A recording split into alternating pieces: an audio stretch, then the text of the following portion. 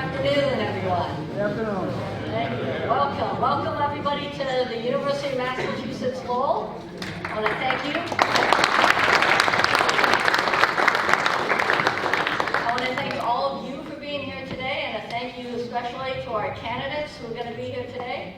UMASS Lowell is very, very proud to be the host of this debate. It's an important one for all of us, and in particular because we know that the person who represents the 3rd Congressional District is important to this university and to our students. The 3rd Congressional District, as you know, represents 36 cities and towns, ranging from Haverhill all the way to Ashburnham. They represent, in particular, Lowell and a big part of the Merrimack Valley.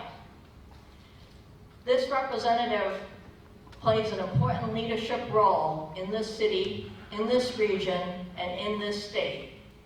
And that role is as an important advocate for our interests. We at UMass Lowell look to always have a strong, positive relationship with our member of Congress. We know it is competitive nationally for resources.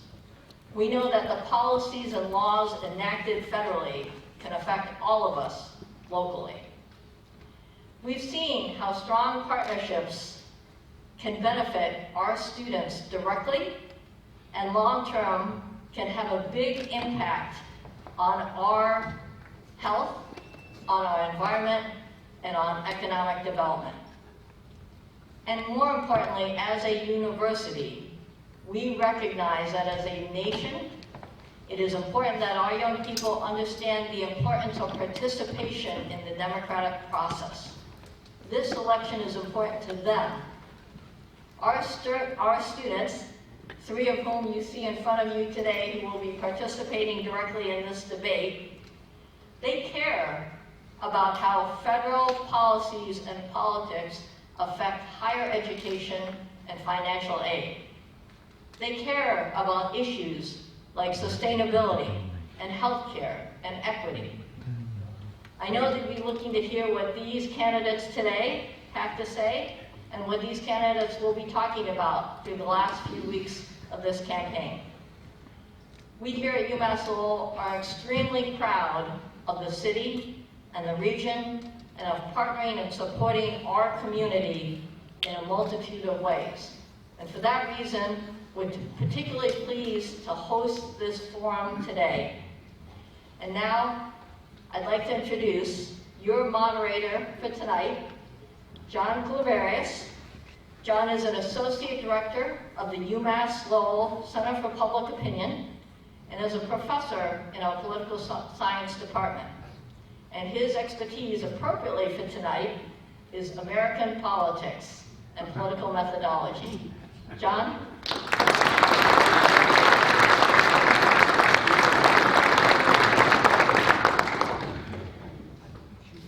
Thank you. Thank you so much, Madam Chancellor, and thank you all for joining us, especially the candidates. But as a professor, I'd like to introduce the people who are most important to this debate, and that is our wonderful student panel. First of all, I'd like to introduce Courtney Mayer, a graduate fellow of Student Activities and Leadership.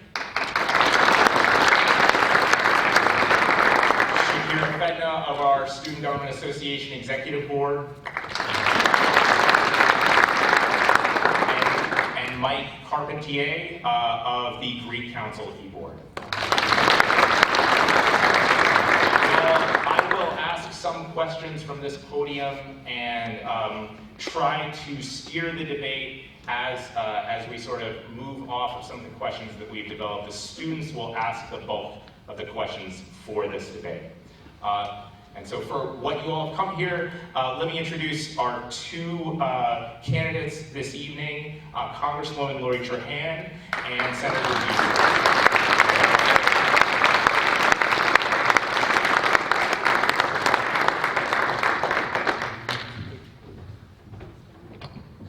Thank you.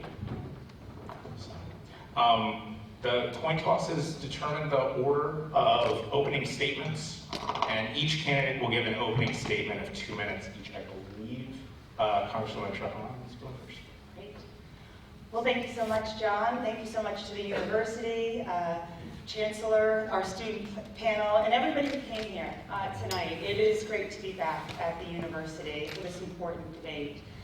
So it has been an honor of my life to serve the constituents of the 3rd Congressional District. As many of you know, I grew up right down the road in a family that lived paycheck to paycheck. My dad was a union iron worker. My mom, she juggled several part-time minimum wage jobs while helping raise my 3 sisters and me. And I know, and I think about every day, what the rising costs are doing to families like the one I grew up in. We could not have afforded a 40% increase in any one of our bills.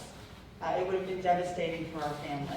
And that is why, in the depths of the pandemic, I worked hard and passed relief to come to our workers, to our families, to our small businesses, getting shots in arms so that we could reopen our businesses and reopen our schools and get kids back in the classroom where they belong. It's the reason why we passed the bipartisan infrastructure law, so that we could finally replace the Newark Bridge, which many of you, I'm sure, had to travel over today, and clean up the Merrimack River, which is right now in jeopardy because so much raw sewage is flowing into it. But we didn't stop there. We passed laws to decrease the cost of health care in this country and decrease the cost of prescription drugs. I look forward to continuing that work. Quick indication on the timer. The timer will ding at 30 seconds and indicate on a yellow light, and then the second, louder, more irritating ding will indicate when time is up. So I can keep going? Yeah, please get 30 more seconds and there you go. So we know we have a lot more work to do. We have a lot more work to reduce the costs for hardworking families who are struggling to make ends meet. But I'll tell you, I wake up every day with the lens of hardworking families in my mind's eye to get to work around the clock to make sure we're putting them in a better position for themselves and their families. And I'd be honored to continue to do that work. Thank you.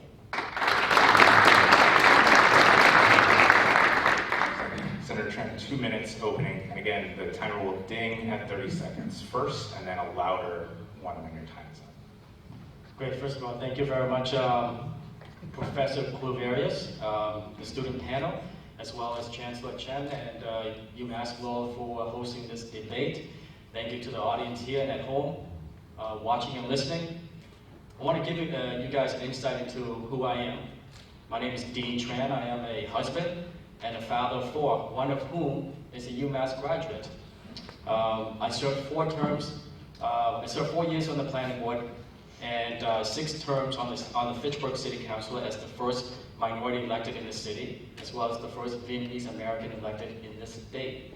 And then I went on to serve 2 terms in the state Senate as the first minority elected in the district, the first Vietnamese American elected to the state legislature, and the first refugee and Asian-born American to be elected to the state Senate. Now, I am the first Asian American to run for the U.S. Congress representing this district and this state. Our country is going through a very, very difficult time. A time in which people are suffering to make ends meet. We find ourselves in a time in which people are struggling financially and having to choose between paying for a gallon of oil or a gallon of milk or even a gallon of gas. You know, the American people cannot provide for their families to put on their food on their tables. Now as the winter season is around the corner, people have to choose between eating and heating. The people, especially the elder and the poor, are having endured a tremendous hardship. And the hardship was intentionally created by my opponent and her Democrat colleagues, through personal greed, failed policies, and putting our country last. And this hardship doesn't have to happen. So I have a very strong record of serving and working for the people, and I intend to bring this record to the U.S. Congress and represent the people and put this country first.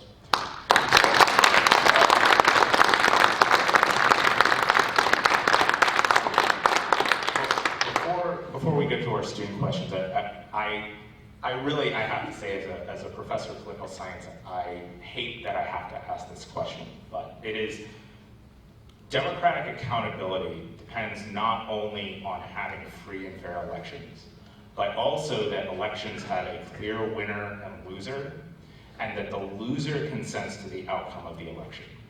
So tonight on this stage, will each of you pledge that if you are certified as the loser of this election, that you will concede to your opponent and accept the results? Yes. Absolutely, Professor. Great, thank you. Let's move on. Let's move on to questions. First, let's go to Courtney Mann. House Minority Leader Kevin McCarthy recently said that if Republicans win control of the House of Representatives, the GOP will use raising the debt limit as leverage to force spending cuts on entitlement programs, which would include cuts to Medicare and Social Security. Would you support or oppose cuts to Social Security and Medicare? Senator Tran, let's go first. Well, thank you very much for that question, Courtney. No, I do not support making cuts to Medicare or Social Security, because I know a lot of people who are on fixed income, and they depend on Social Security. As a matter of fact, the latest increase of 8% to our recipients who are receiving Social Security, I support that because of the high inflation, the core inflation rate. They're saying that it's not going to stop. It hasn't peaked yet. And the problem that we're seeing with inflation is a problem that my opponent and her colleagues have created. Congresswoman, 1 minute. No, we have worked hard to strengthen Social Security and Medicare. Both of my parents are on each. And look, Kevin McCarthy is going to attack, destabilize, privatize Social Security. He's been clear about this. It is the reason why we can't afford to lose the majority in the House, because too many lives are at stake when we start tinkering with those programs that work and keep our seniors, safe and secure. Not only that, we've made steps to reduce the cost of prescription drugs for our seniors, capping their out-of-pocket expense at $2,000 and their price of insulin at $35. That is all at risk if Kevin McCarthy is the Speaker of the House. Let me add to what I said, Courtney, if I may. Yes, go ahead. And that is, 30 seconds. Representative Kevin McCarthy can say whatever he wants to say. As a representative of this district, I represent the people. I don't represent the party.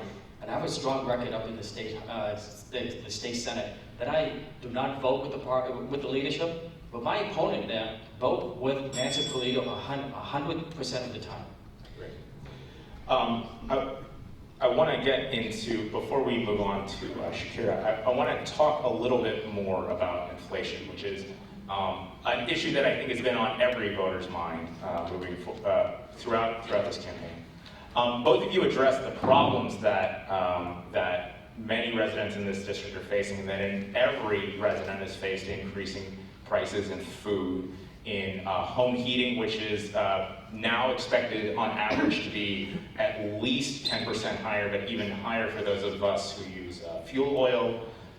You've talked a lot about the problems in both of your statements. What solutions do you have for the increased prices that your future constituents will face? Let's go with Congresswoman Trahan first. 1 minute. Thank you, John. There's no question that the rising costs are really hurting our families. This is a global inflation issue, right? Countries are suffering all across the globe, as well as, from the Putin's unnecessary and unprovoked war.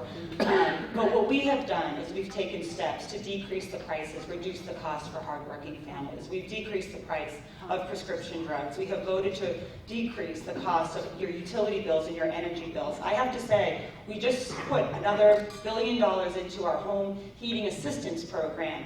$37 million of it is going to come to Massachusetts, but that's not all. I just today asked the Biden administration to release the home heating oil reserves here in New England so that by increasing the supply, we can reduce the cost for families as we approach winter. And we're going to keep making those investments. So we have to keep investing in relief. We have to do whatever we can to reduce those costs for families. And then long term, we have to tackle the issue of our supply chains. Senator Tran, 1 minute, solutions for inflation. Thank you, Professor. And I have to correct you. It's not the inflation that we're going through. It's a Biden inflation. And it is something that was created by President and helped by the Congresswoman. You know, the solution to this is reduce government spending, make America energy independent. And if you ask me if the inflation was not created by my opponent and the Democrats, let me use this quote. And the quote came from Obama economic advisor, Larry Summers. And he said, well, actually, Steve Ratner. And he said, the original sin was the $1.9 trillion American Rescue Plan, the bill almost completely unfunded that was contributed materially to today's inflation level. That was the bill that my opponent voted for. That was the bill that she's going around this district doing photo ops. And that is the bill that has caused so much hardship on the American people here, not just in this district.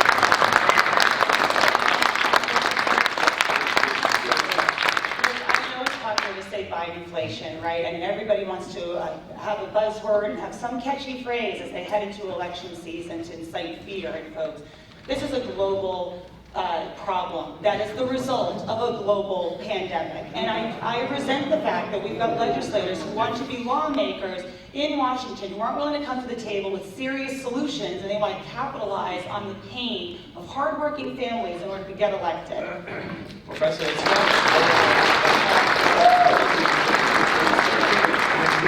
Professor, this is a very important issue, and it's an issue that is affecting everyone's lives, not just in this district, but it's across the country. It's not a global inflation. It's an inflation that was created by our President Biden and you. And you know, it's an inflation that was caused by your failed energy policies. And here's another quote from former President President Obama's economic advisor, Larry Summers, on energy costs. He said, Biden made a mistake by canceling the Keystone Pipeline, showing and being a hostile country to natural gas. Okay. Next question comes from Shakira Fenton. What is the biggest asset the 3rd Congressional District has to offer, and how can you, as a member of Congress, help to make that asset even stronger? Senator. Thank you, Professor. The biggest asset that we have in this district is diversity. I love it. You know, I represent the city of Fitchburg, which is very diverse, like this city of Lowell. My senatorial district is also diverse, and this congressional district is very diverse. And that diversity makes me unique, because I can relate to everyone in this district, whether you're poor or you've worked your way up to the middle class, whether you're a refugee, an immigrant, or a citizen, whether you face discrimination and racism. I have gone through all that, and I can relate to every single person in this district, and I would say that diversity is what makes this district so great.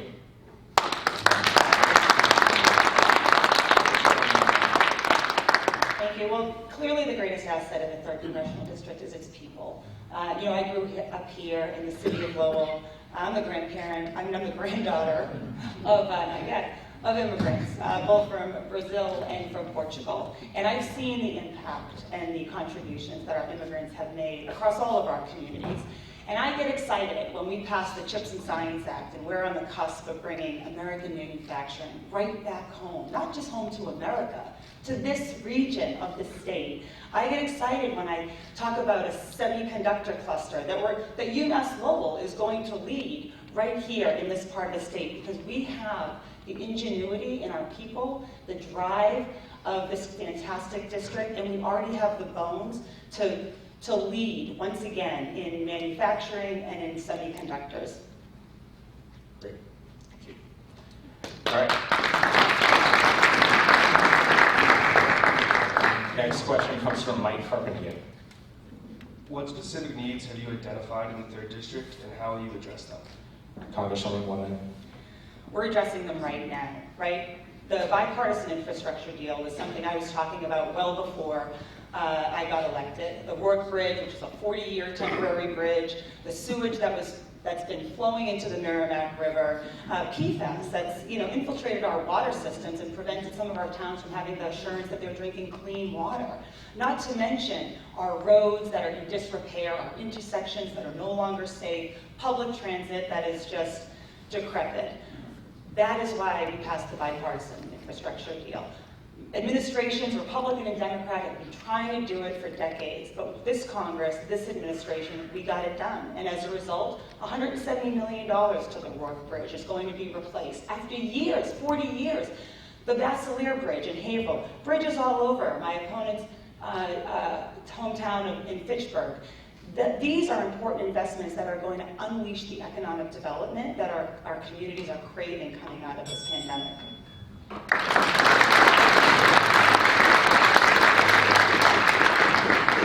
Senator Tran, 1 minute. You know, infrastructure is important. I was a ranking member on the Transportation Committee in the State Senate, and I would agree if it was not 2022 year. You know, my opponent voted for the infrastructure bill, which is $1.2 trillion spending pork bill. Only a fraction of that went to infrastructure. Now, the most important thing, the most important issue right now to people across the district and across the country is inflation, making sure that people are able to work, provide for their families, put food on the table, make sure they're able to pay their bills, pay for fuel. Winter's around the corner. And we're seeing electricity going up 64%, 164% from your National Grid and Unitel. How the hell are they going to pay for that? We need to focus on those issues and make sure that they can help themselves. We had 19 Republicans in the Senate join us on the bipartisan infrastructure deal because it's a smart investment. When Dean Tran was a state senator, he would call me begging for money to repair Route 2, right? To not vote for this bill, frankly, is disqualifying to these communities.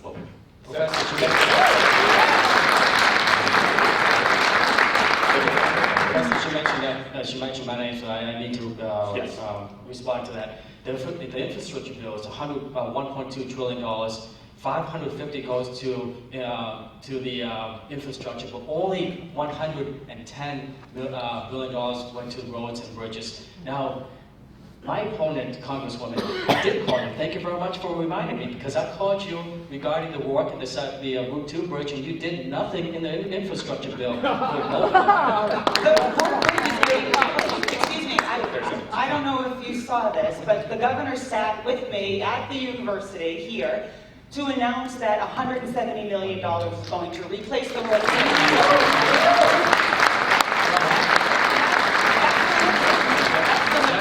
This is a very important issue, Professor, and you know, thank you to Governor Baker for allocating that money to the Rourke Bridge, because she did not secure that in the infrastructure bill. And second of all, Route 2 is the economic driver for North Central Massachusetts. I spoke to her, and I mentioned to her, and I had Governor Baker promise me to do a feasibility study, and she did nothing in the infrastructure bill for North Central Massachusetts.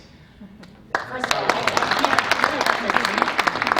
the money is going to come over the next 5-year period. Projects are getting approved as we speak. I am going to fight for North Central Massachusetts as hard as I'm going to fight for the Merrimack Valley, because there is enough money in this bill to go around. And frankly, you know, in the last administration, we talked about Infrastructure Week every day. We almost were on like the cusp of celebrating it. We had the ribbons out and everything, and it didn't get done.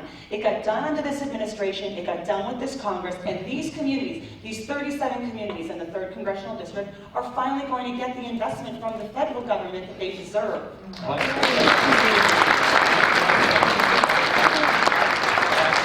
Congresswoman, thank you very much for whatever you did. I promise to work even harder than you.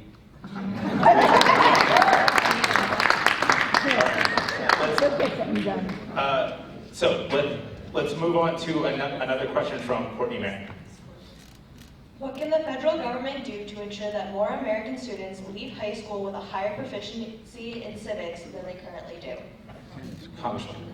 I think it's a great question, and Massachusetts is frankly leading in this area to, you know, reinstitute civics back in our school systems. It is important as we, you know, enter voting season, right? This is an election season. We want everyone to understand that they have the power to vote, that it's the most important power that we give every individual in this country. We also want to know, we want our students at a young age to know how to engage with offices like mine or state representative offices to advocate for the issues that they care about. Now, on the federal side, Look, we've given a lot of money to our school systems. One thing, as a first generation graduate from college, I am focused on college affordability because I see what it did for me in my life. My husband went to the Greater Lowell Vocational School right across the river, and I want to make sure that there are pathways available for kids who want to pursue a college education, people who want to learn a trade, people who want an apprenticeship in one of our fabulous trades unions here in New England. That is the path to economic opportunity, and we need to be funding all of it.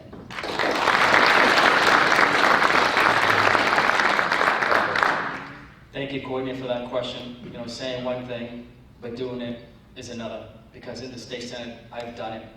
I've worked with my colleagues in the State Senate to pass the civic bill, which allows the teaching of civics in our high schools. One of the things that I made sure was that when we're teaching civics, that we teach it unbiasedly. And I'm very proud of that fact. And if I'm elected to this U.S. Congress, I'm going to bring that record to the U.S. Congress and to make sure that on the federal level, we continue to make sure that our school teach civics to our students. So before we move on to another student question, I have a question for both of you. The members of Congress have already proposed in the House a ban on all abortions at the 15th week of pregnancy. And I can tell you that as a pollster, initial evaluations of that ban suggest that it is somewhat popular in the country, though most likely less popular in this district. Would you vote yes or no on that ban? Senator. Thank you, Professor. I would vote no. And the reason why I would vote no is because I believe, when I served in the State Senate, I believe there are issues that belong to the federal level, as well as there are issues that belong to the state government. And abortion is a very invasive medical procedure. That should be left up to the patient and the healthcare provider to decide. But the regulations, including healthcare regulations, should be left up to the state to decide. And to answer your question, Professor, no, I would not agree with that. Congresswoman Tran, 1 minute. Well, of course, I would not vote on a ban. I voted much the opposite to codify Roe in the week after the Dobbs decision was issued by the Supreme Court. A decision that my opponent actually celebrated, and by the way, didn't vote for the Roe Act here in Massachusetts. This is why the stakes in this election are so high. Rest assured that while we have the right to abortion care here in Massachusetts today, if the second we have a majority and Republicans from Mike Pence to Lindsey Graham are saying it over and over, there will be a federal ban on abortion, which will no longer make us safe in the state of Massachusetts. I am a mother of 2 young daughters. And I have to tell you, I wake up every day thinking about how they are living with less rights, or could be living with less rights, than I grew up with. That is wrong. We are taking our country backwards. We must codify Roe, and I would like to just know if my opponent would codify Roe. We took that vote on the floor, and we're likely going to take it again. 30 seconds.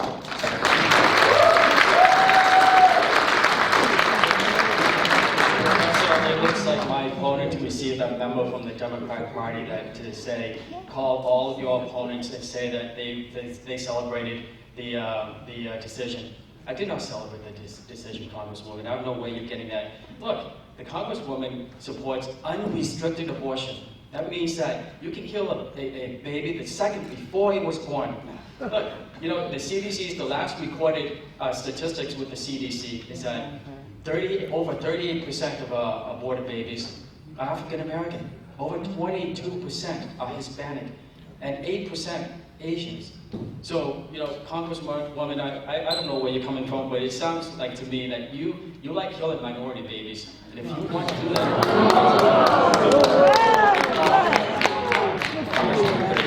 yeah, you pressed a line there. So I am the only person on this stage that has actually had a baby, and had a miscarriage. That by denying life-saving abortion care, reproductive care to women, you are putting women's lives at risk. Women deserve better. The people of this district and the families of this district deserve better.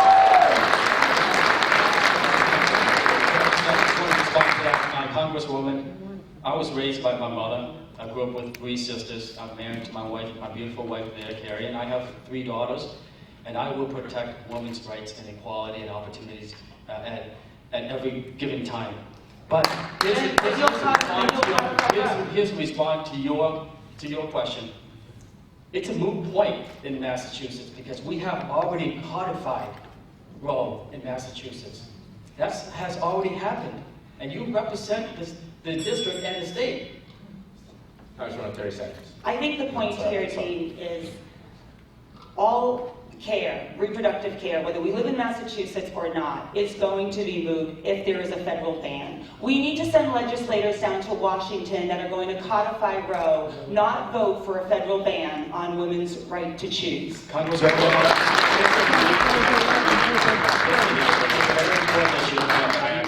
We need to move on. We need to move on. Shakira. Yeah. With the sharp rise in inflation driving up the cost of living in almost all areas, what do you believe a fair rate would be for the federal minimum wage? Senator. What was the question? With the sharp rise in inflation driving up the cost of living in almost all areas, what do you believe a fair rate would be for federal minimum wage?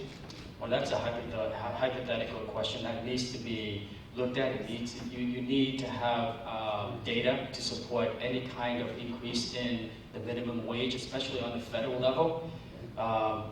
We saw when they increased the Social Security by 8%, they didn't do it blindly. They did it because they looked at the cost of living. They looked at the current rate of inflation. They also looked at, they forecast the future of the core inflation rate.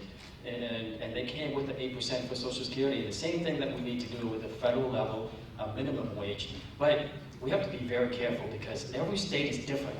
You can't compare Massachusetts to some state in the Midwest. You can't compare Florida to some state in the Northwest because economically they're different. So if you set a standard federal increase in minimum wage, it may hurt a state or it may help another state. So we have to be very careful. We have to look at the data before we do that.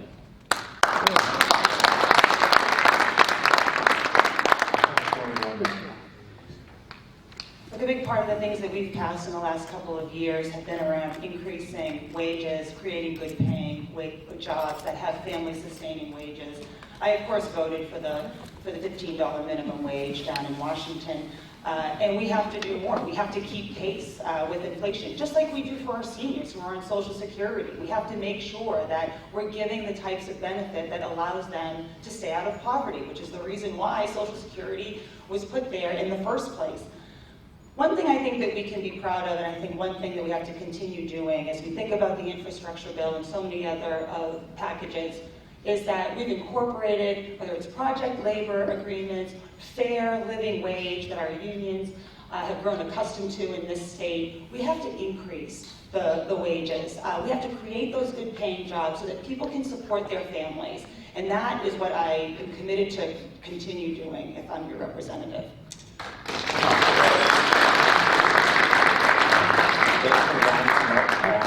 Our next question, Mike Carpentier. How will you work to build productive relationships across party lines? Congresswoman.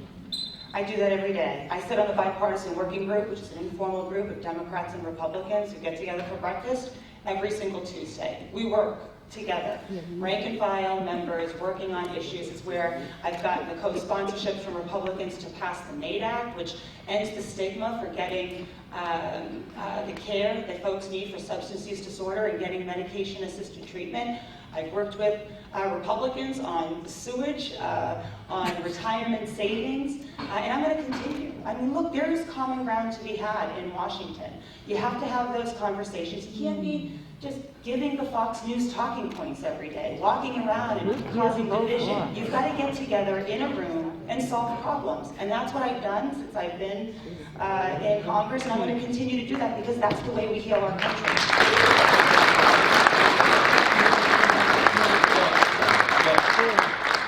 Look, you are not going to get any Fox News talking points from me.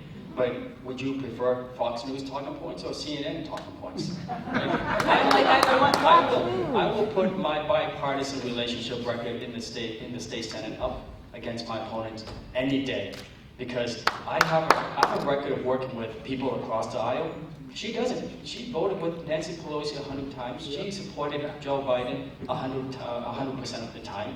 You know, I have a private sector experience where I've managed people and projects across the world. And I've communicated, interact with people of all different backgrounds. That's the kind of relationship that I have built. That's the kind of person that I would bring to the U.S. Congress. And I know how to work with people. I promise you that. I will get things done.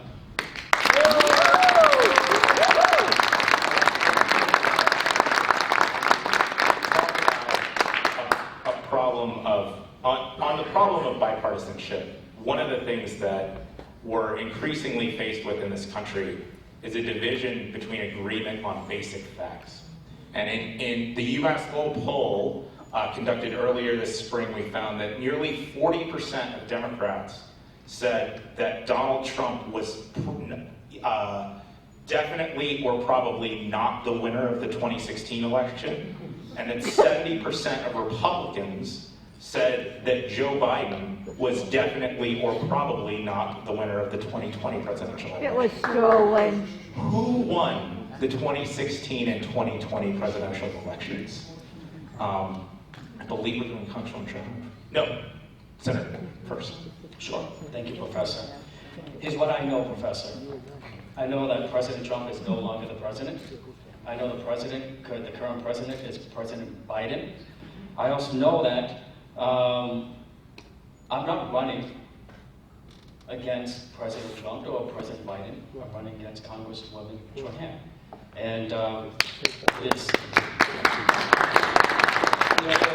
there are more important issues that we should be talking about. We should be talking about inflation. We should be talking about creating jobs. We should be talking about how people are going to pay for their electricity and their oil fuel this winter. But we're talking about a person who doesn't exist in the political arena right now.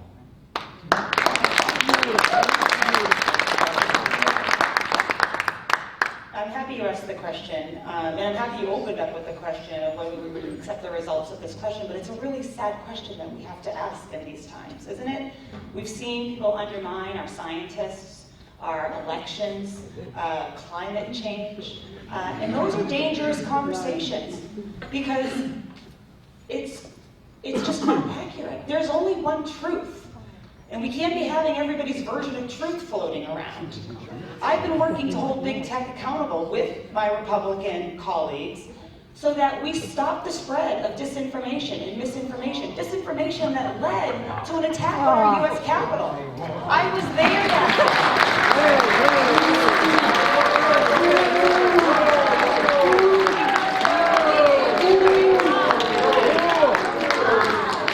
That is the truth. We need 30 seconds on that. Professor, what is dangerous is us censoring people's ability to speak their mind and protest peacefully.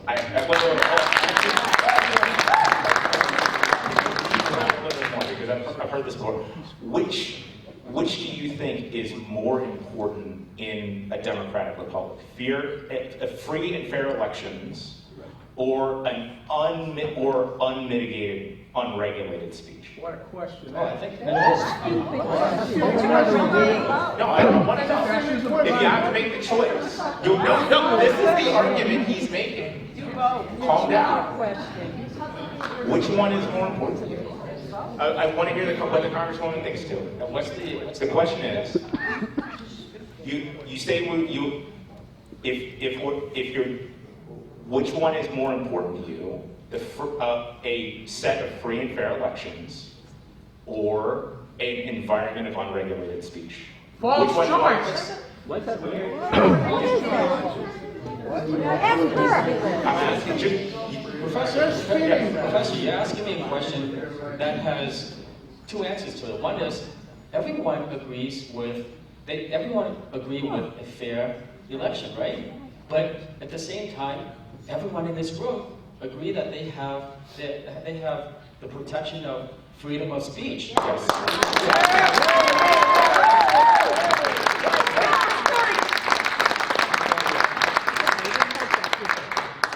We have freedom of speech in this country, and it must always be protected. This is what can't be protected.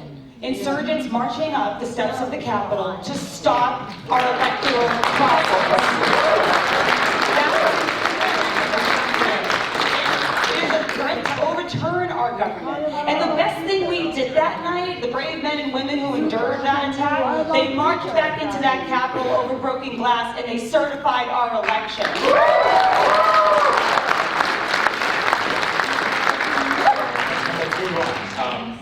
Courtney, I believe is next. Courtney Mayor. Assuming your party is in the minority in Congress after this year's election, how will that impact how you approach representing the district, and what specific measures do you plan to introduce?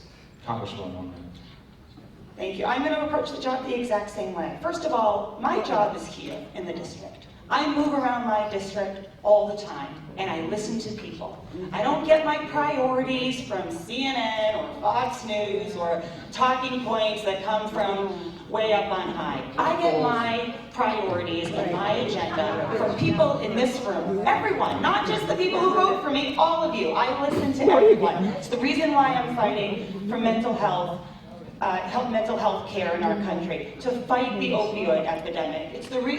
It is what informs my legislative agenda. And so I'm going to keep reaching across the aisle, working with people that might not expect me to come and seek them out, so that we can find solutions to today's biggest problems.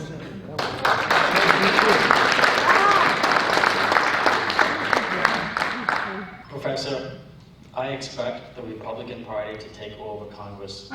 Oh, yeah. And here's what is going to be good for this state.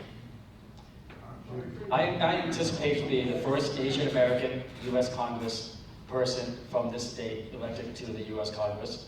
And as a Republican, do you imagine that? The publicity that would come to the state, the great things that I can do for the state and the people in this district and across the Commonwealth, that is what is going to happen. And I promise you, Massachusetts will be on the map come November 8th when I'm elected as your U.S.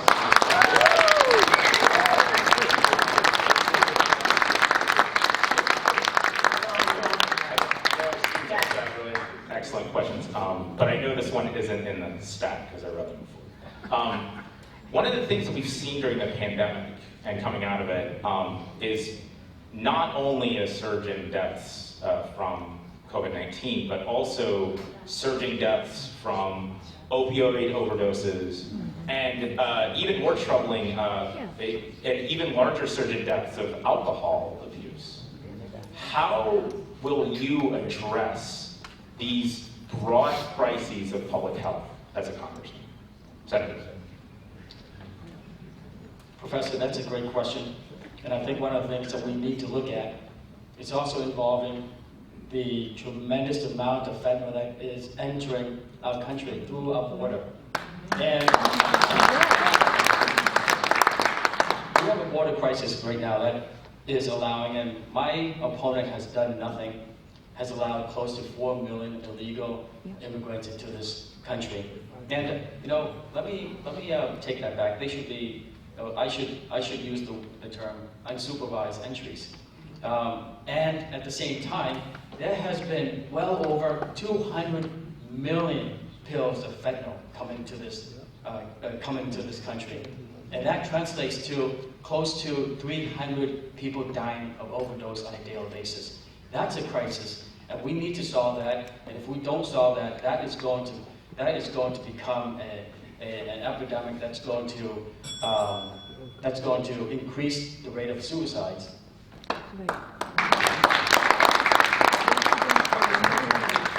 There's no question that we're seeing a mental health crisis that was there before COVID, but has only been exacerbated by COVID. Our suicide rate is up, substance use disorder. We put in place a number of programs, funding programs, suicide prevention programs, mental health and wellness programs, the ability to get telehealth to more people so that they have more access to the treatment that they need. You know, this is an issue that is going to play out not just in the next year, 2 years, 5 years, 10 years, and we need to commit ourselves to the long haul. And in terms of the fentanyl, look, we stop fentanyl at our border using 21st century solutions. We use it by using surveillance and technology. That's what works. That's what we're investing in at our border, not a big dumb wall that doesn't do anything to stop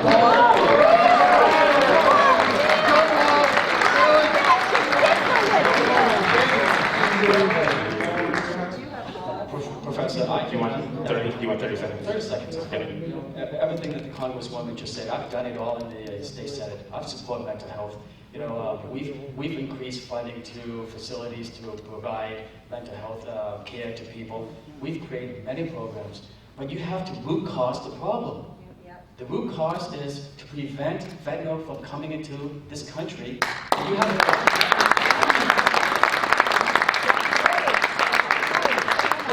keep investing in our border, 21st century solutions. But if you were to talk about the root cause of the mental health crisis, look, it's heavy. Our students, our young people, we're sitting here at the University of Massachusetts at Lowell. They have to deal with the fact that no Republican wants to take action on the climate to make sure that their planet is healthy.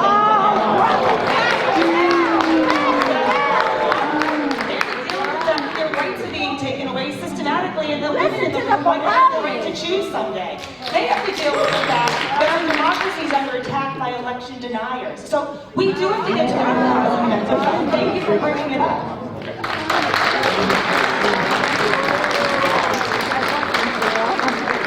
Obviously, get to Shakira's question. What issues or policy positions do you and your opponent agree on? I'm so Trahan. Well, that is a great question. You know, 1 minute only, please. I imagine that if Dean and I were ever in a room by ourselves, that we could find common ground on a couple of issues. I'm sure that maybe it would surprise me if we'd be more than a couple. Because I found, you know, with working with Republicans in Washington, I have been surprised by that on gun legislation. Look, we've had mass shooting after mass shooting, and there has been no action. Republicans and Democrats came together to pass the first gun reform bill in generations. That's what keeps me hopeful. That's what keeps me jumping out of bed every day and trying my hardest to find people to work with. And I would do the same thing with Dean. And again, just I 1 will minute. spend my minute. Professor, I have no idea how the discussion on mental health issue translated into climate change and but you know, to the question, the Congresswoman and I have nothing in common. But because of who I am, I will guarantee you that I can sit down and even work with her. So that's my answer to your question.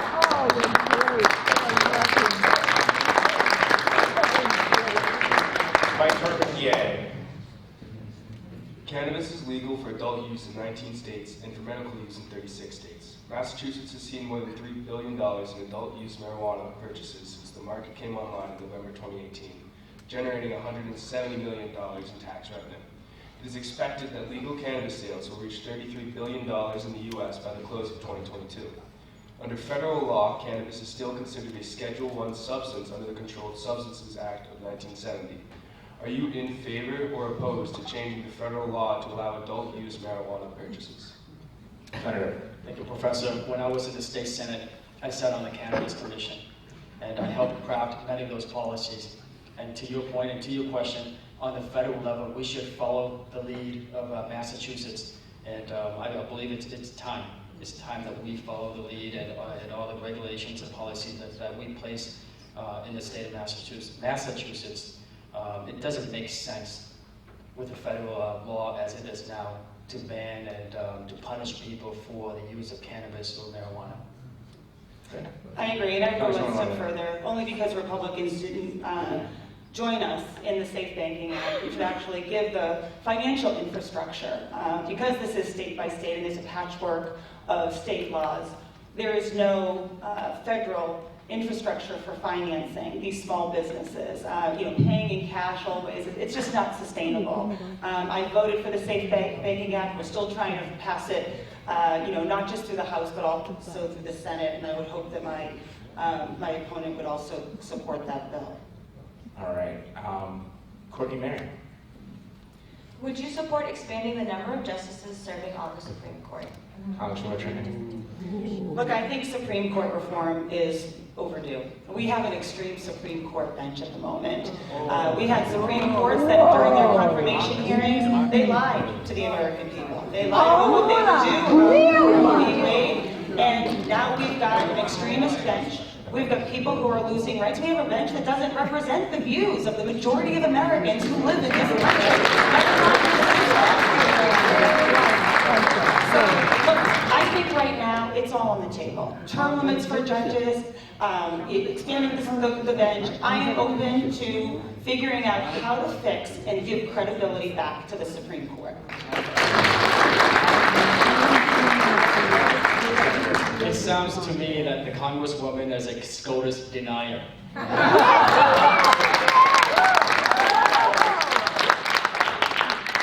When the Supreme Court had the majority of Democrats or liberal leaning, I wasn't mad. Nor am I mad now. It just happens. So I think the number of Supreme Court justices is fine. Yeah. I wouldn't change it at all.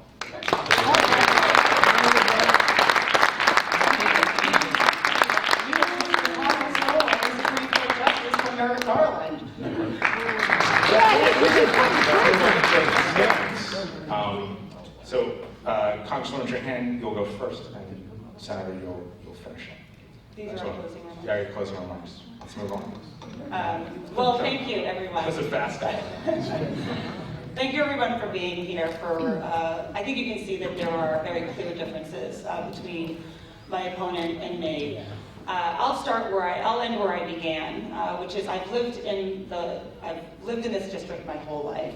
I grew up in a family that did not have much, and that's why I'm so oriented to helping hardworking families every single day, creating better paying jobs, making sure that we have safe communities, making sure that we're reducing the cost so that we keep money in people's pockets where it belongs. I have a track record on this. The infrastructure bill is going to create great jobs on every level of our economy. The CHIPS and Science Act is going to fund K-12 STEM programs so that we prepare our young people for the jobs of the future while we bring American manufacturing and semiconductors back to the United States. We have a lot to be proud of. The Inflation Reduction Act, which is the biggest climate change policy in generations. Finally, accelerating us. You want to talk about energy dependence, getting us off of fossil fuels and moving us to clean energy while creating more good jobs that Massachusetts is perfectly situated to do. It has been an honor to represent you in the Congress, and I humbly ask you for your vote on November 8th.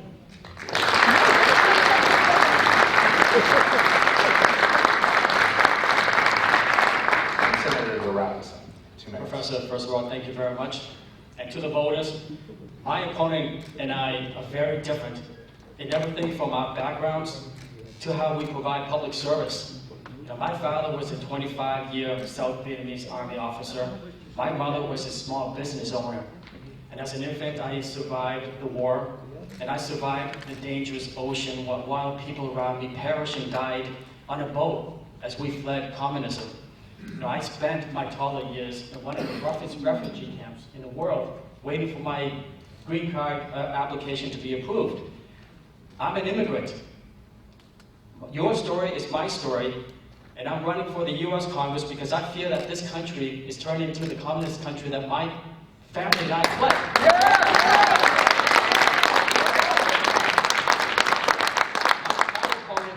And her Democrat colleagues have taken control of your money, freedoms, and life. And they have destroyed our economy, your future, and they are on the path to destroy our great nation and the American dream. Now, we are living in a very challenging time created by them. But we can fix all this. We can reduce inflation, lower oil and gas prices, put America first, not China and Russia, put Americans first, not illegal immigrants, support our law enforcement and public safety, and protect parental rights and your constitutional freedoms. And when we do that, we are going to make America safe. We are going to have a strong economy. We are going to make sure that the government is accountable to the people, and then we are going to build a future based on freedom. And if you have had enough, I ask you to join me and make history, and I will be proud and honored to have your vote, because I'm the only candidate here that will protect your life, liberty, and happiness.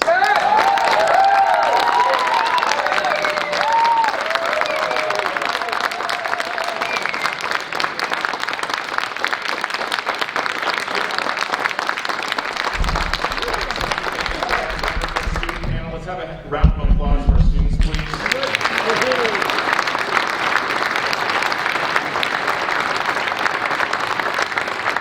I want to again thank you all for joining us, and thank the Chancellor and the University for hosting this debate.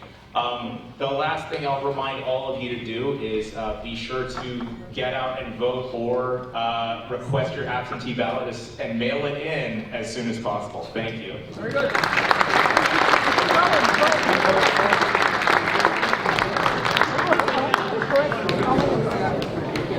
Hey, we're going to have pictures over here.